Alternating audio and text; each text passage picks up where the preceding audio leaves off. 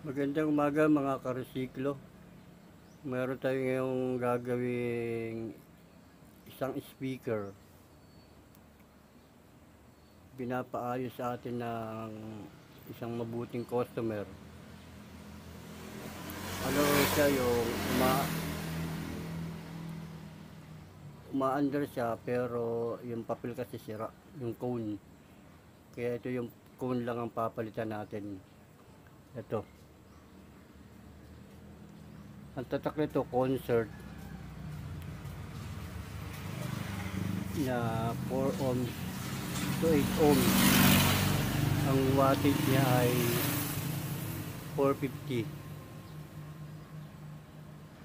Okay. Pakita ko na sa inyo pag nabaklas na yung cone.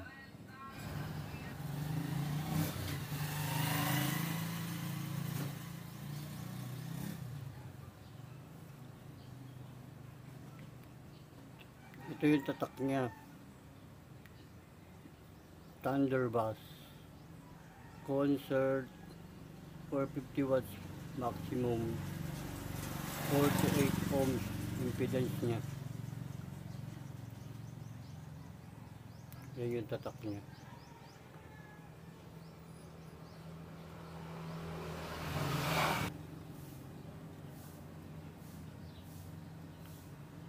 Ito mga karesiklo, natanggal ko na yung cap niya. Susunod natin yung cone. Okay. Ang pangtanggal lang dito, pwede kayong gumamit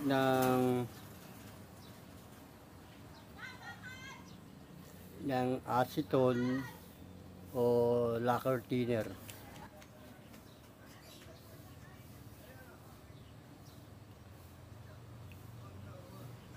Ito mga karesiklo, natanggal ko na rin pati yung cone. Ito na yung spider niya, ay yung spider, tapos yung coil, yung voice coil. Ngayon tatanggalin na natin naman itong sa gilid.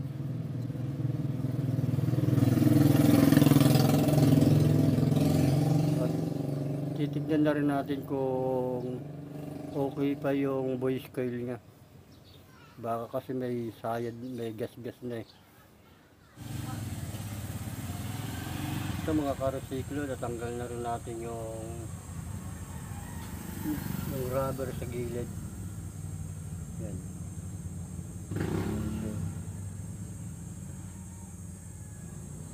Yan siya. Yan. Ito yung pantanggal natin, yung acetone. Acetone lang yung pinagtatanggal ko dito eh. Yung gamit ko. Yan. Sunod natin dyan ay yung spider. Okay. Ito na mga karesiklo. Hindi ko na tinanggal yung spider at saka yung coil. Mukhang okay naman siya. Saka maganda pa yung spider niya. Kaya linagyan ko na siya ng guide para sa paglalagay natin ng cone, para pantay ang pagkakalagay ng cone. Kasi pag walang ganito, pag hindi natin lagyan ng ganito, baka sumayad yung voice coil natin. Kaya ang pagpapantay ng ng spider, ito pantayin nyo lang ganyan, no? Kailangan pantay na pantay, hindi siya lubog, hindi siya lutang, hindi siya nakaumbok. Okay, pakita ko na lang sa inyo yung pag nakabit na yung cone natin na bago. Ito yung bagong gagamitin natin na cone. Ito. Para dyan. Wala kasi tayong maganda sana rito, rubberize eh. Kaya lang ubusan na ako ng rubberize. Ito kasi original niya to, plastic.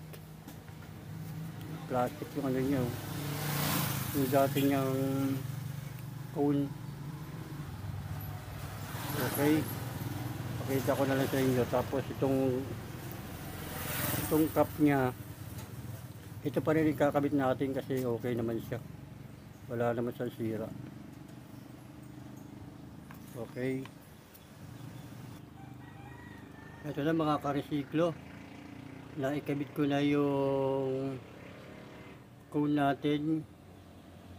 Naidikit ko na rin sa rugby. Tsaka dinikit ko na rin yung pinaka coil niya. Pati yung sa pigtail. Hindi ko na pinakita kasi masyadong hahaba yung video.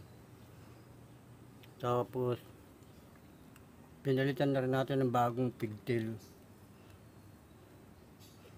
Yan o, bagong pigtail niya.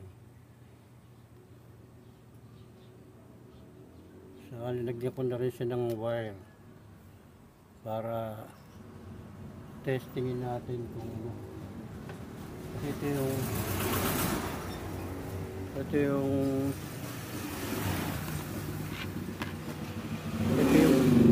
dati niyang pigtail eh. Masyado nang maitim yung dati niyang pigtail niya, kaya pinalitan ko na rin ng bago. Yan. Kaya tignan natin kung okay na ito, kung wala na sayad. Basta paglalagay nyo nitong panglagay sa clearance, pare-paras ng kapal. Natin kung may sayad. Wala naman, okay naman.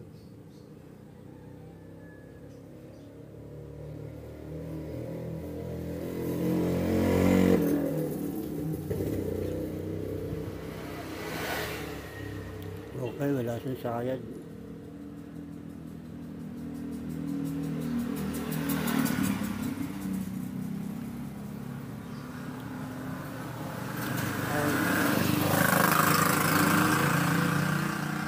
Testingin natin kung okay na ba yung tunog niya. Okay. Pati dikit niya dito sa ano eh, yung sa spider. Kaya dun sa coil niya, yan eh. Labo, hindi makita.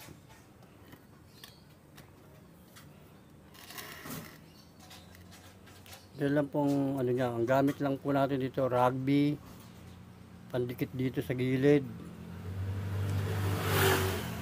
Tapos pagdating dito sa coil, kailangan epoxy na ilagay nyo rito. Pati doon sa ilalim, doon sa may spider, tsaka para rito kumapit sa coil, sa voice coil, kailangan epoxy kasi malakas bumayo to, kaya kailangan matibay yung dikit. Okay, kuha lang ako ng ampli at testingan natin. Ito mga karesiglo, nakakuha na ako ng gagamitin nating ampli. Ito, para subukan natin, saksak na natin. Yan. Tapos buksan natin yung ampli. Yan. Tapos volume.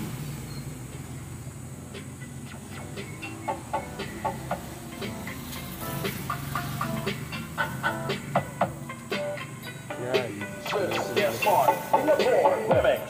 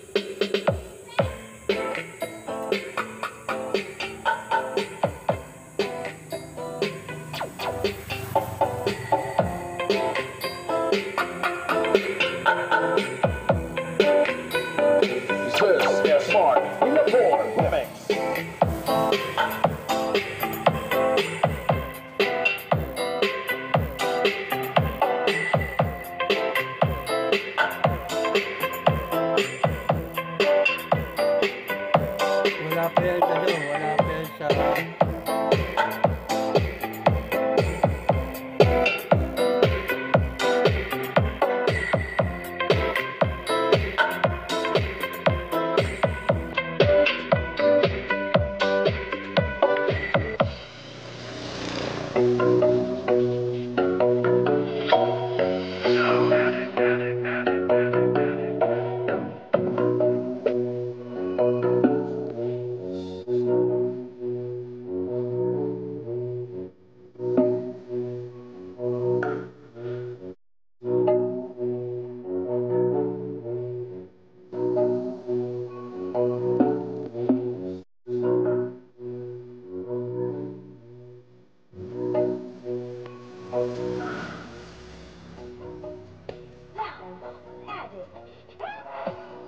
Kaya mga karsiklo, okay na siya.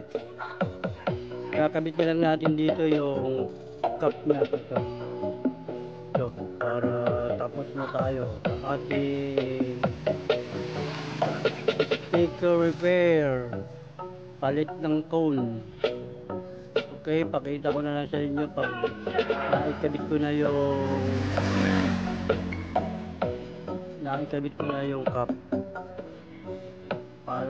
Para mag final testing na tayo. Okay, ito mga karesiklo, naikabit ko na yung cup, naidikit na rin natin yan, naidikit na natin to. Okay na yan. Final test na natin. Okay, saksak ko lang ang ampli.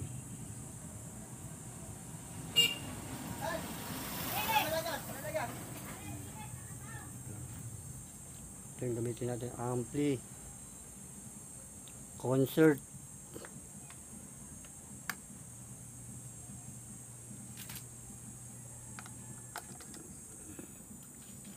Buksan natin.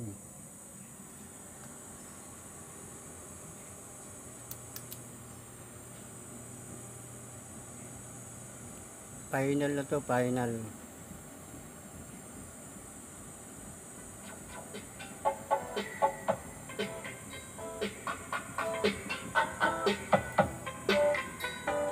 Swiss Smart Singapore Remix.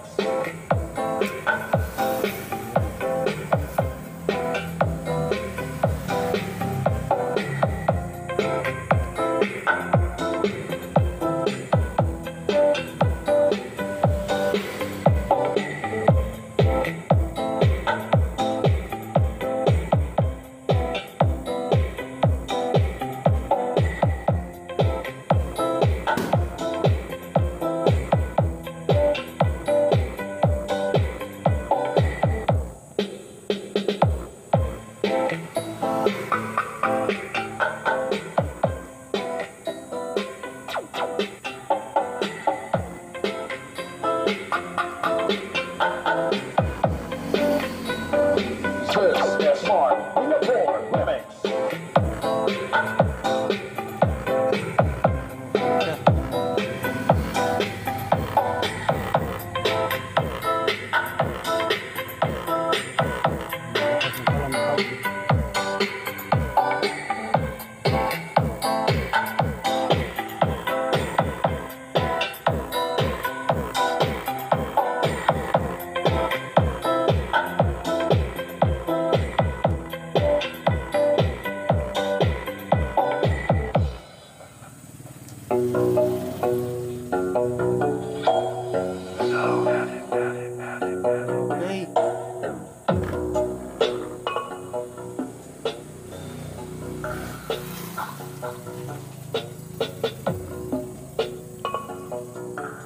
Okay, hanggang dito na lang mga karesiklo. Sana may natutunan uli kayong panibagong konting kaalaman tungkol sa ating mga speaker, kung paano siya natin palitan ng foil, paano baklasin, paano ihikit. Okay, maraming salamat po sa inyong lahat.